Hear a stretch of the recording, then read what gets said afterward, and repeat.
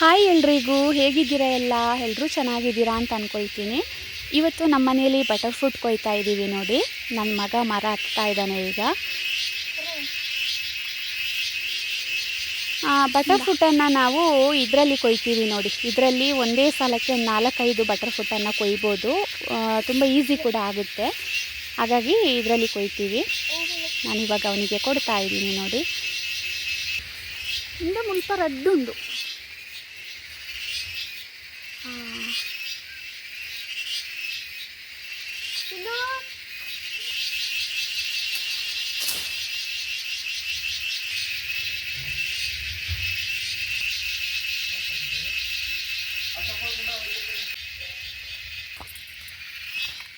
ನೋಡಿ 4 ಹಣ್ಣು ಸಿಕ್ತು.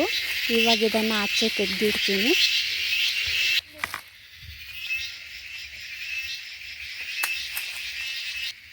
ನನ್ನ ಸಣ್ಣ ಮಗ ನೋಡಿ ಮರದ ಕೊಂಬೆಯಲ್ಲಿ ಕೂತ್ಕೊಂಡಿದ್ದಾನೆ. ನನಗೆ ಅವನ್ನ ನೋಡಬೇಕಿದ್ರೆ ಫ್ರೆಂಡ್ಸ್, ನಾನು ಕೂಡ ಒಂಥರ ಇರುವಾಗ ಹೀಗೆ ಮರ ಹತ್ಕೊಂಡು ಮತ್ತು ಈ ಮರದ ಕೊಂಬೆಗಳಿಗೆಲ್ಲ ಒಂದು ಹಗ್ಗ ಎಲ್ಲ ಕಟ್ಬಿಟ್ಟು ನಾವು ಉಯ್ಯಲೆಲ್ಲ ಆಡ್ತಾಯಿದ್ವಿ, ನಾನು ನನ್ನ ತಂಗಿ ತಮ್ಮ ಎಲ್ಲ. ಅದೆಲ್ಲ ಇವಾಗ ಯೋಚನೆ ಆಗ್ತಾಯಿದೆ. ಇವನು ಇನ್ನೂ ಕೊಯ್ತಾ ಇದ್ದಾನೆ. ಮತ್ತು ಏನು ಗೊತ್ತಾ ಫ್ರೆಂಡ್ಸ್, ಈ ಹಣ್ಣನ್ನು ಜಾಸ್ತಿ ಕೊಯ್ದು ಇಟ್ಕೊಂಡ್ರೆ ಒಂದೇ ಸಲ ಹಣ್ಣಾಗಿಬಿಡುತ್ತೆ. ಅದಕ್ಕೆ ಸ್ವಲ್ಪ ಸ್ವಲ್ಪ ಕೊಯ್ದು ಇಟ್ಕೊಂಡ್ರೆ ಒಳ್ಳೆಯದು. ಇವನು ಕೊಯ್ತಾನೇ ಇದ್ದಾನೆ.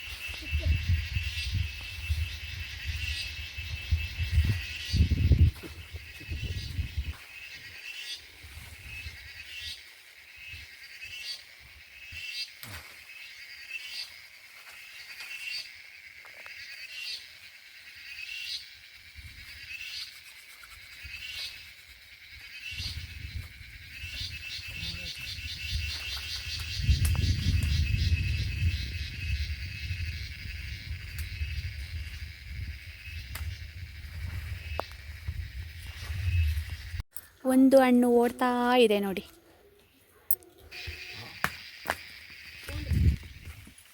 ರೆಡ್ಡಜ್ಜಿ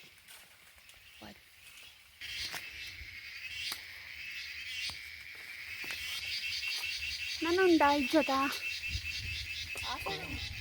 ಯಾವತ್ತ ನಾನು ಅವು ಒಂದು ಖಾಲಿ ಅವಡು ಕುಕ್ಕ ಕೊಯ್ಕ ಇಜ್ಜಂಡ ವರ್ಕೆ ಪರಂದ್ರು ಹೋಗುಂಡು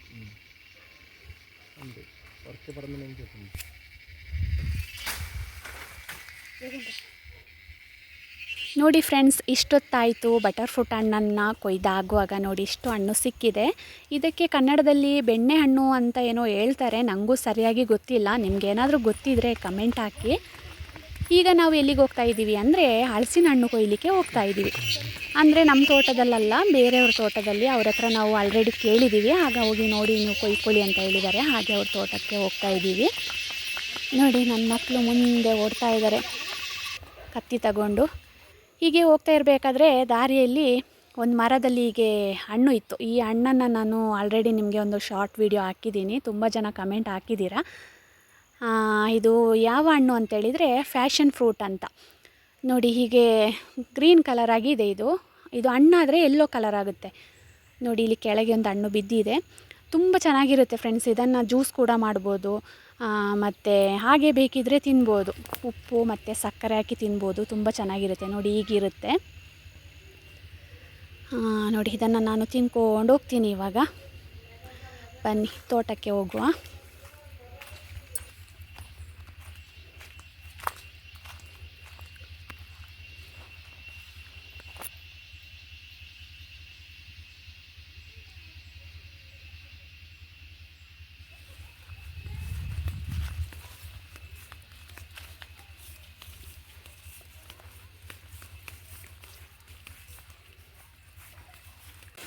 ಇಲ್ಲಿ ನೋಡಿ ಸಣ್ಣ ತೋಡು ಇದೆ.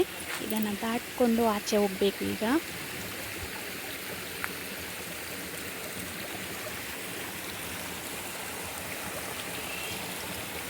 ഇവർ ഓടെ പോയത്.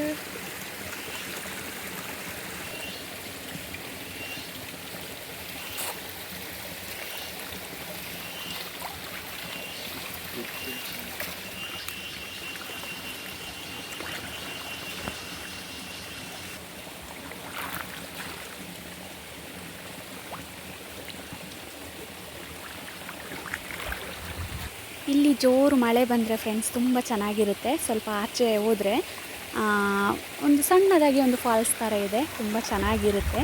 ತುಂಬ ಮಳೆ ಬರಬೇಕು, ಆವಾಗ ತುಂಬ ಚೆನ್ನಾಗಿ ಕಾಣಿಸುತ್ತೆ. ಈಗ ನನ್ನ ಮಕ್ಕಳೆಲ್ಲ ಎಲ್ಲೋದ್ರು ಅಂತ ಗೊತ್ತಿಲ್ಲ, ಎಲ್ಲ ಮಾಯ ಆಗಿದ್ದಾರೆ ಫ್ರೆಂಡ್ಸ್.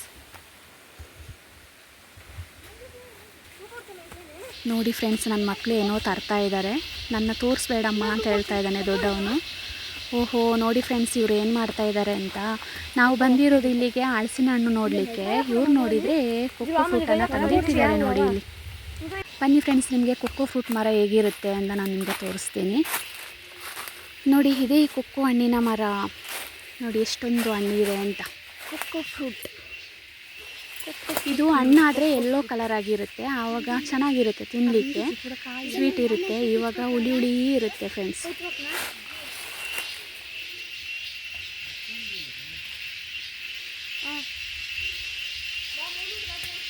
ಬನ್ನಿ, ಆಚೆ ಒಂದು ಮರ ಇದೆ, ಅದರಲ್ಲಿ ಯೆಲ್ಲೋ ಕಲರಾಗಿ ಕಾಣಿಸ್ತಾ ಇದೆ ನೋಡಿ. ಇದು ಹಣ್ಣಾಗಿದೆ, ಇನ್ನೂ ಹಣ್ಣಾಗಬೇಕು.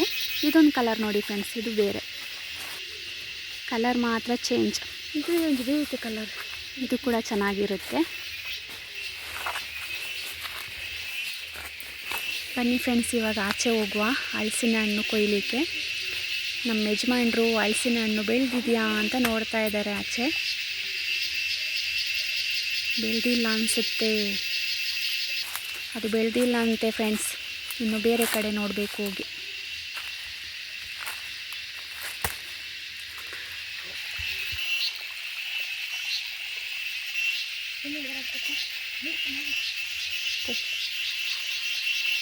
ಇವಾಗ ಆಚೆ ಎಲ್ಲಾದರೂ ಸಿಗ್ಬೋದಾ ಅಂತ ಹುಡ್ಕೊಂಡು ಹೋಗ್ತಾ ಇದ್ದೀವಿ.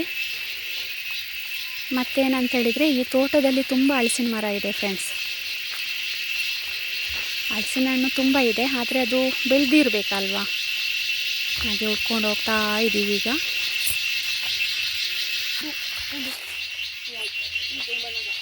ಒಂದು ಮೊಟ್ಟೆಯ ಕತೆ ಕೇಳಿದಿರಲ್ವ ಫ್ರೆಂಡ್ಸ್, ಹಾಗೆ ಇವತ್ತು ಒಂದು ಹಲಸಿನಕಾಯಿಯ ಕತೆ ನಡೀತಾ ಇದೆ ನೋಡಿ. ಹಲಸಿನಕಾಯಿ ನೋಡ್ಕೊಂಡು ಹೋಗ್ತಾ ಇದ್ದೀವಿ. ಆಚೆ ಎಲ್ಲ ಮರ ಇದೆ, ಇವಾಗ ಆಚೆ ಹೋಗಿ ನೋಡಬೇಕು.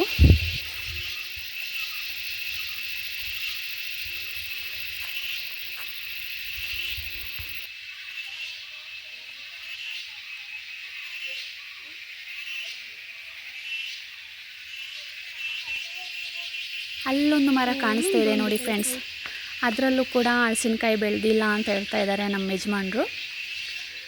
ಇವತ್ತಂತೂ ಹಲಸಿನಕಾಯಿ ಸಿಗಲ್ಲ ಫ್ರೆಂಡ್ಸ್ ನಮಗೆ. ತೋಟ ಇಡೀ ಸುತ್ತಾಡಿದ್ವಿ, ಎಲ್ಲೂ ಕೂಡ ಹಲಸಿನಕಾಯಿ ಸಿಗಲಿಲ್ಲ. ಹಲಸಿನಕಾಯಿ ಬೇಕಾದಷ್ಟು ಇದೆ ನೋಡಿ, ಆ ಮರದಲ್ಲೂ ಕೂಡ ಇದೆ, ಆದರೆ ಯಾವುದು ಕೂಡ ಬೆಳೆದಿಲ್ಲ. ನೆಕ್ಸ್ಟ್ ಯಾವಾಗಾದರೂ ಸಿಗ್ಬೋದು. ಇವಾಗ ನಾವು ಮನೆ ಕಡೆ ಹೋಗ್ತಾ ಇದ್ದೀವಿ. ಹಾಗಾದರೆ ಇವತ್ತಿನ ಈ ವಿಡಿಯೋ ನಿಮಗೆ ಇಷ್ಟ ಆಗಿರ್ಬೋದು ಅಂತ ಅಂದ್ಕೊಳ್ತೀನಿ. ಇಷ್ಟ ಆದಲ್ಲಿ ನನ್ನ ಚಾನಲನ್ನು ಸಬ್ಸ್ಕ್ರೈಬ್ ಮಾಡ್ಕೊಳ್ಳಿ, ಹಾಗೆ ಕಮೆಂಟನ್ನು ಹಾಕಿ ಅಂತ ಹೇಳ್ತಾ ಇವತ್ತಿನ ಈ ವಿಡಿಯೋನ ಇಲ್ಲಿಗೆ ಎಂಡ್ ಮಾಡ್ತಾಯಿದ್ದೀನಿ. ಬಾಯ್ ಬಾಯ್ ಎಲ್ರಿಗೂ.